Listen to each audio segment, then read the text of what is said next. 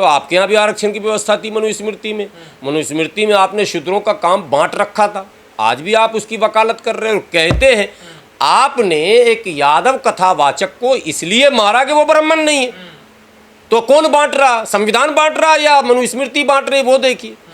आप एक दलित को मंदिर जाने नहीं देते हैं इसलिए कि मंदिर की पवित्रता नष्ट हो जाएगी, तो संविधान बांट रहा है या आपकी व्यवस्था बांट रही, ये देखिए। आप किसी को मलेच्छ, किसी को शूद्र, किसी को अछूत, किसी को कुछ, किसी संज्ञा और नाम तो आप ही दे रहे हैं ना, हम संविधान तो नहीं दे रहा। संविधान ने तो एक सामान्य सा वर्ग निकाला कि भाई जनरल, ओबीसी, एससी और एसटी, ये तीनों वर्ग ऐसे हैं जिनको ऐसे ऐसे परिस्थितियों में ऐसे ऐसे अवसर देने हैं। वो नौकरियों में, राजनीति में, शिक्षा में इनको अवसर देना ताकि ये समाज में बराबरी के मुहाने पर पहुंच सकें।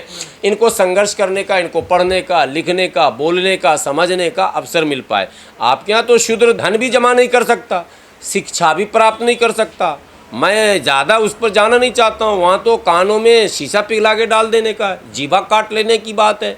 बहुत सारी बातें हैं, हो चुकी हैं, कही जा रही है और आज उसकी वकालत की जा रही है। आज करके दिखा दिया गया, उसको पकड़ के जिस तरह से उसका मुंडन हुआ और मुंडन के बाद भी संतुष्टि नहीं हुई तो मुंतन हुआ। ये दर्शाता है कि संविधान न होता तो वो तो सुरक्षित आ भी न पाता अपने घर, मारा जाता।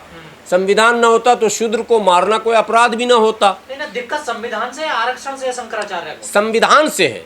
और संविधान में चूंकि आरक्षण की व्यवस्था है, संविधान में चूंकि जस्टिस की बात हो रही है, संविधान में इक्वलिटी की बात हो रही है, संविधान में सबको समान अवसर देने की बात हो रही है, इसलिए संविधान से दिक्कत है। और इनको नहीं दिक्कत है। संविधान का विरोध संघ ने शुरू से किया, उसके लेख कई हैं जो संघ के तमाम मैगजीन और पत्रिकाएं उनकी निकलती रही हैं, उनमें कई आर्टिकल्स हैं जिसमें संविधान पर उनकी आपत्ति रही है।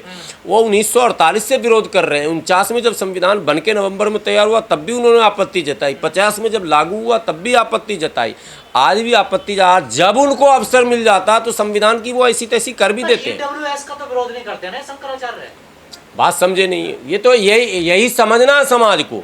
मैं यही तो बोलता हूँ एससी वर्ग के लोगों को कि आप जो लगे हो ना, हाँ, कहीं पे निगाहें, कहीं पे निशाना, आप जो नहीं समझ रहे हो, नुकसान आपका हो रहा। आपको इस देश में बताया जा रहा कि इतने मंदिर तोड़कर मस्जिद बनाए गए, आपको ये नहीं बताएगा कि इतने बौद्ध विहार को तोड़ के मंदिर बनाए गए, कोई नहीं बता रहा। उस इतिहास को लाया नहीं जा रहा। आपको पता है कि जब बौद्ध मत के लोग सुप्रीम कोर्ट गए कि भैया वो अयोध्या में जो है हमारा बौद्ध विहार था उसकी भी जांच की जाए, तो उन पर पेनल्टी हुई, सिर्फ खारिज नहीं हुआ, पेनल्टी हुई, ताकि कोई बौद्धिस्ट दोबारा हिम्मत न कर पाए, अपने अधिकार की बात कोर्ट तक लाए नहीं। तो अभी गया में जो आंदोलन चल रहा है वो मंदिर पर मुसलमान का कब्जा है क्या? कोई दुकान बनाई हुई है क्या? क्या है? ब्राह्मणों का कब्जा है। आप लड़ रहे हैं वहाँ, लेकिन आपकी लड़ाई को मोड़ कर कहा जा रहा है देखो मुल्ला जी 2047 में गया, अगर तुम हिंदू नहीं बने, अगर तुम एक नहीं हुए, अगर हमारे छत्र छाया में नहीं आए, शंकराचार्य के नेतृत्व में नहीं आए, अखाड़ा परिषद के नेतृत्व में नहीं आए, तो ये मुल्लामय भारत हो जाएगा। भारत 2047 में इस्लामिक राष्ट्र हो जाएगा, गजबे हिंद हो जाएगा। तो आपके दिमाग में एक कीड़ा डाला जा रहा, होगा कुछ नहीं, होगा वही जो आपके साथ हो चुका है, होगा वही जो आपके इतिहास में लिखा है। उसकी पुनरावृत्ति के लिए ये सारी व्यूहरचना रची जा रही है। मिशन 341 आपका भी है कि आरक्षण दिया जाए जो दलित मुसलमान हैं या जो दलित पिछड़े हैं। आप भी तो लड़ाई लड़ने, तो ऐसे लोग तो आपके मिशन में भी रोड़ा बनेंगे। रोड़ा हमारे मिशन में तो दलित भाई खुद रोड़ा बन रहे, वो समझ ही नहीं रहे। मिशन 341 है unity of Dalit force, unity of SC ST force, unity of पिछड़ा, यानी दलित शक्ति का एकीकरण। देखो 2 अप्रैल जब SC ST एक्ट के साथ छेड़छाड़ हुआ था और आप सड़क पर उतरा था, समाज पूरा उतरा था, आपको याद है कि आप जब समाज उतरे थे तो आपके पीछे कोई खड़ा नहीं था। गिनती के कुछ मुसलमान जो बसपा या असपा या इन पार्टियों से जुड़े हुए हैं वो लोग आ गए थे दिखावे के, मैं भी था उसमें। लेकिन आप सोचिए कि अगर उस SC ST एक्ट के दायरे में मुसलमान का वो वर्ग जो एससी है वो भी होता तो उस दिन भीड़ कैसी होती, उस दिन वो लड़ाई कितनी तगड़ी होती। धोबी एससी भी है, ओबीसी भी है अलग अलग राज्यों में, लेकिन अधिकांश राज्यों में वो एससी है। बिहार उत्तर प्रदेश में एससी है, दिल्ली में भी एससी है, आपको पता है ना। धोबी हिंदू एससी एसटी एक्ट में है और धोबी मुस्लिम किसी एक्ट में नहीं है। अगर उसको आप इसमें शामिल रखते तो आज आपकी ताकत बढ़ती या घटती, लेकिन इनके दिमाग में ये डाला गया तुम्हारा आरक्षण, अबे तुम्हारा आरक्षण कहाँ खाएगा। ये 10% जो आरक्षण दिया वो किसका था, ईडब्ल्यूएस। तुम 10% यहाँ क्यों नहीं बढ़ा सकते हो। एससी मुस्लिम की जनसंख्या कितनी होगी, टोटल मुस्लिम है 14%। 14% में एससी मुस्लिम अगर निकालेंगे तो मुश्किल से 4-5% निकलेंगे, मुश्किल से 4%। तो आप पहले कितना आपको मिल रहा रिजर्वेशन, 15। अगर उसमें 4-5 बढ़ा देते, आप एससी रिजर्वेशन ही 20% कर लेते तो कौन परेशानी थी आपको। आप एजुकेशन में, आप हेल्थ में, आप नौकरियों में, आप पढ़ाई में लिखाई में या राजनीति में भी अगर 5% बढ़ा लेते तो आसमान टूट जाता। और बढ़ाना पड़ेगा, बढ़ाना चाहिए, ये लड़ाई है हमारी मांग है। हम तो ओबीसी आरक्षण को भी बढ़वाना चाहते हैं। 27 क्यों, जिस सुप्रीम कोर्ट ने कहा कि 49.5 के बाद बैरियर लगा दिया गया, अब बढ़ेगा नहीं, वो सुप्रीम कोर्ट कहाँ है जब 10% उसमें इंक्लूड कर दिया गया। जब ईडब्ल्यूएस 10% बढ़ा दिया गया तो वो 49 सारे 49 कह देगा, सारे 59 हो गया ना। अरे जब सारे 59 हो सकता है तो 70 भी हो सकता है। और तमिलनाडु में करुणानिधि ने ये करके दिखा भी दिया और कर्पूरी ठाकुर ने ये फार्मूला दिया है। आप कर्पूरी फार्मूला देखें तो 340 341 का जिस तरह से वर्गीकरण उसमें किया गया, उसमें बड़ा समूह आएगा, उसमें बड़ा हिस्सा चाहिए और चाहिए, राइट है। लेकिन ये आपको मिलेगा कब, अगर शंकराचार्य जी के प्रवचनों, बाबा नहीं बाबा साहब के यहाँ मिलेगा। सिर्फ बाबा में अगर रहे तो फिर आप गए, फिर ढाबा भी न चला पाओगे। आपने सुप्रीम कोर्ट का भी जिक्र किया, आप भी सुप्रीम कोर्ट गए हैं। अभी एक लाइन और मैं बोलूँ, एक लाइन मैं आ रहा हूँ सुप्रीम कोर्ट पे। बाबा के चक्कर में रहोगे तो ढाबा भी न चला पाओगे। अभी तो मुस्लिम ढाबा पे हमला हो रहा, दलित ढाबे पे हमला होगा, ये कहकर कि भैया ये इससे मेरी पवित्रता नष्ट होती है, अशुद्ध हम हो जाएंगे। आप समझिए ना। तो कल को आप ढाबा भी नहीं चलो। और ऐसा हुआ है, एक दलित बिरयानी बेचने वालों पे हमला हुआ है, याद है आपको कि नहीं याद है। मैं कोई बात बगैर रिकॉर्ड के नहीं कर रहा हूँ, नोएडा में ही हुआ है। तो आगे अभी सोच लो क्या क्या होगा, ये सोचना। अब आप सुप्रीम कोर्ट के विषय में पूछ रहे थे। आप भी सुप्रीम कोर्ट में लड़ाई लड़, लेकिन सुप्रीम कोर्ट के जो सीजेआई हैं वो अम्बेडकरवादी कहे जाते हैं, पहले बौद्धिस्ट कहे जाते हैं। क्या उनसे कोई उम्मीद है, क्योंकि उन्होंने अभी एक लेटेस्ट फैसला लिया है, तो क्या कोई उम्मीद है आपको उनसे? देखिए, उम्मीद पर तो दुनिया कायम है। उम्मीद तो हमें गगोई जी से भी थी, जो वो करके गए, दुनिया ने देख लिया और आज सभा में चले गए। उसके बाद दूसरे आए खन्ना साहब, उनसे भी उम्मीद थी। इससे पहले हम लोगों ने धरना दिया था तो वो तब चीफ जस्टिस कोई और थे, सुप्रीम कोर्ट का घेराव किया था, उनसे भी हम लोगों ने नारा लगाया था कि मेरी यही दलित मुसलमानों की पूरी करें तमन्ना।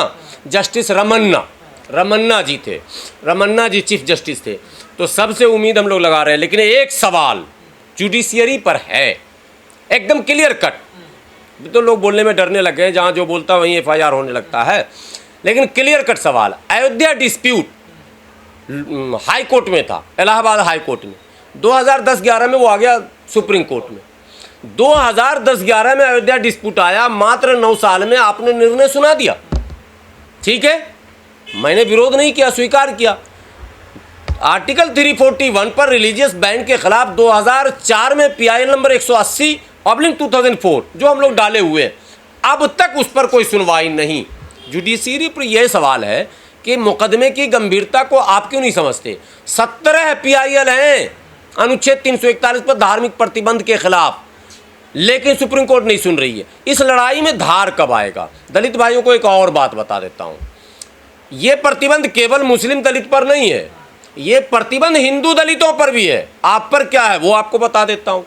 हिंदू दलित, कोई दलित जो बोल रहा है कि हिंदू नहीं है, आपको आरक्षण ही हिंदू पे मिल रहा, पढ़ लीजिए। हाँ, हिंदू पे मिल रहा है। अभी नहीं, यहीं पर है, कहीं पर रखा हुआ, लिखा हुआ है। 10 अगस्त 1950 को ये लिख दिया गया कि तभी तक आपको आरक्षण मिलेगा जब तक आप हिंदू रहोगे।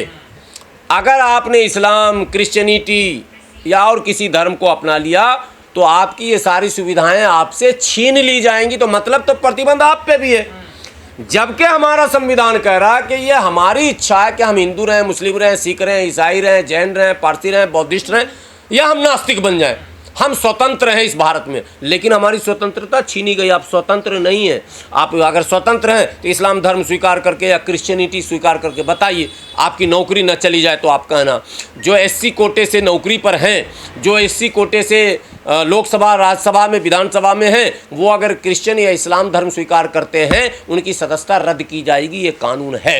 तो उनको इस स्वतंत्रता और मुक्ति की लड़ाई उनको भी लड़नी चाहिए कि भैया एक देश में दो कानून क्यों होगा। यूनिफॉर्म सिविल कोड की जब वकालत कर रहे हो तो यूनिफॉर्म रिजर्वेशन कोड भी बनाओ ना भाई। एक जैसा रिजर्वेशन होगा ना, धर्म के नाम पर क्यों होगा, और धर्म के नाम पर हमको क्यों रोकोगे और उसको क्यों रोकोगे। ये सारा षड्यंत्र उनका ये था कि अगर ये यूनाइट हो जाएंगे, अगर प्रतिबंध नहीं लगेगा तो इसके एक परिवार हो जाएंगे। फिर हिंदू मुस्लिम वाला रंग कैसे होगा। देखो एससी अगर धोबी हिंदू और धोबी मुस्लिम एससी हो जाएगा, जो कि है, कानून ने उसको बांट दिया, तो फिर हिंदू मुस्लिम की लड़ाई होगी कैसे होगी बताओ ना। वो तो एससी हो जाएगा, वो धोबी मुसलमान ना होके वो आस्था उसकी इस्लाम पे जरूर होगी, लेकिन सामाजिक लड़ाई में तो वो एससी के साथ खड़ा हो जाएगा, राजनीति में भी एससी के साथ चला जाएगा, तो बचेगा कौन सा लड़ाई। आप समझ गए कि नहीं। ये जानते थे इस बात को, उनको हिंदू मुस्लिम का एजेंडा चलाना था, इसलिए उन्होंने पहले ये काम किया। अब ये ओबीसी से सिर्फ मुसलमान को, कर्नाटक चुनाव में ड्रामा आपने देखा ना, ओबीसी में जो मुस्लिम है उसको भी ये निकालना चाहते हैं। ओबीसी आंदोलन में धीरे धीरे जो मुसलमान जुड़ने लगा, उनको लगा यार ओबीसी में हमें भी मिलता, हमारे बच्चे को पढ़ाई लिखाई में मलाई मिल जाता है, तो चलो इस आंदोलन को बल देते हैं। इनको जब लगा कि मुसलमान भी ओबीसी महासभा और ओबीसी के दूसरे आंदोलनों में जुड़ रहा है, तो मुसलमानों को ओबीसी से बाहर करने का जुगाड़ किया जा रहा। हम कहते हैं तमाम संगठनों को यूनाइट होकर संविधान के अधिकार की लड़ाई लड़नी पड़ेगी। और धर्म छोड़िए, धर्म की लड़ाई भारत में इतिहास ही नहीं है धर्म की लड़ाई का। ये धर्म से नहीं टकराता, धर्म की आड़ में खेल होता। अगर धर्म का युद्ध था, ये तो महाराणा प्रताप और अकबर की लड़ाई को भी बोलते हैं धर्म युद्ध था। धर्म युद्ध कहीं नहीं था, असल युद्ध है सामाजिक गुलाम उनको चाहिए, उनकी घुट्ठी में है। उसके लिए इन प्रकार संविधान जो है तोड़ता है, तो जोड़ता कौन सा, वही हमको बता दीजिए। चलते चलते एक आखिरी सवाल है, जो सीजेआई गवई ने भी ऑर्डर दिया है कि एससी एसटी ओबीसी का आरक्षण अब सुप्रीम कोर्ट में लागू होगा, नॉन जुडिशियल जितनी पोस्ट है, कैसे देख रहे हो उसको। नहीं, नॉन जुडिशियल ही क्यों, हमारी तो लड़ाई न्यायपालिका में भी आरक्षण की पूरी व्यवस्था लागू होनी चाहिए, जुडिशियरी में क्यों नहीं। चलो ये उनको हम धन्यवाद देते हैं, आभार प्रकट करते हैं, एक पहल तो कम से कम हुआ है। लेकिन ये लड़ाई यहाँ तक नहीं है हमारी लड़ाई है न्यायपालिका में भी पूर्ण रूप से आरक्षण की व्यवस्था लागू होनी चाहिए। 4 भागों में मनुस्मृति ने बांटा था पहले, जो 4 भागों में मनुस्मृति ने जब बांटा तो उसको काउंटर करने के लिए संविधान ने अपनी पुस्तक को शुरू ही किया, we the people of India, हम भारत के लोग। कहाँ पर भाग है इसमें, हम भारत के लोग में कोई भाग है क्या, कोई गुना है क्या, कोई बंटवारा है क्या। हम भारत के लोग मतलब हम सब मुट्ठी की तरह, हम with the people of India से जब कॉन्स्टिट्यूशन शुरू होता है, आरंभ होता है संविधान, हम भारत के लोग, मतलब इससे पीछे के वो तमाम शासकों के व्यवस्था के आधार पर एक विशेष वर्ग को अपमानित करने, उनके अधिकारों का हनन करने का जो एक इतिहास रहा था, उस परंपरा को समाप्त किया जाता है। और अनुसूचित जाति, अनुसूचित जनजाति, पिछड़े अति पिछड़ों को ससम्मान मुक्त धारा से जोड़ने का एक अवसर बनाया जाता, जिस अवसर का नाम होता है आरक्षण। आपको ये याद होगा कि आरक्षण की व्यवस्था का विरोध भी इन्हीं लोगों ने किया जो ये कहते हैं कि संविधान 2 भागों में जोड़ता। हाँ, भाजपा का संविधान भारत के समाज को 2 भागों में बांट रहा है, ये तो सच है।